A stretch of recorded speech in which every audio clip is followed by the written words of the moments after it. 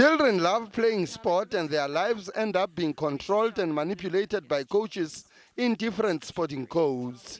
According to many observers, coaches end up abusing the relationship and trust children have in them. Touching randomly happens in most sporting codes like swimming and gymnastics, but coaches end up overdoing it. The conviction of former tennis star Bob Hewitt and the Parktown Boys High School assistant water polo coach Colin Rex underline the fact that child abuse in sport is rampant. Women and Men Against Child Abuse has started a new division called Athletes Against Child Abuse because we recognize that sport poses particular risks for abuse and that young people are at risk of abuse, particularly by coaches, and the reason for that is that the coaches often choose jobs that give them access to children to abuse them. So sport is a particularly dangerous thing for children, so we are focused on sport. And the second reason we're focusing on sport is that there are not the necessary systems in place to investigate and manage when there are allegations of abuse in sport. Olivia Jazreel is one of the girls who was abused by former international tennis star Bob Hewitt decades ago. She reported the abuse in 2011, but Hewitt was only convicted in 2015 after 4 long years in the courts. Jazreel, who fought for the truth for almost 40 years, has sacrificed her entire life to expose and fight child abuse. We are here for you and we are committed to helping you. We have in the past 4 years changed laws. One of my personal goals is to ensure that there is no parole for sexual offenders.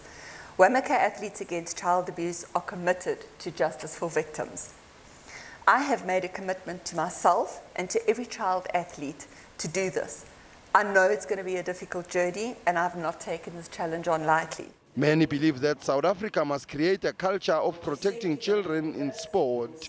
Most of these children do not report abuse because of the possibility of being sidelined or losing their place in the team. It's quite vital that we put our voices as athletes behind the cause because child abuse needs to come to an end in all spheres of society, whether it be sport or even in the workplace or at home. Child abuse needs to be stamped out and rooted out, and it's important that we speak up about it, we break the silence and we also break that cycle. Former players from different sporting codes are behind the initiative of exposing any wrongdoing. Yeah, it's very sad that we live in a country where sexual abuse against children is not spoken about. You know, it's the unspoken thing. And what Wamaka is doing now is actually putting it out in the light, and that's what we need. You know, we can't allow coaches and people who are put in custody of our children, who's supposed to look after our children, who are supposed to uplift them.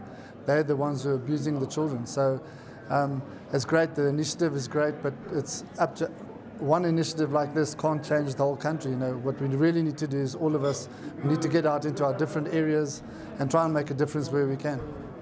Advocates against sexual abuse of children say the law and the courts are still not victim-friendly, and that must change.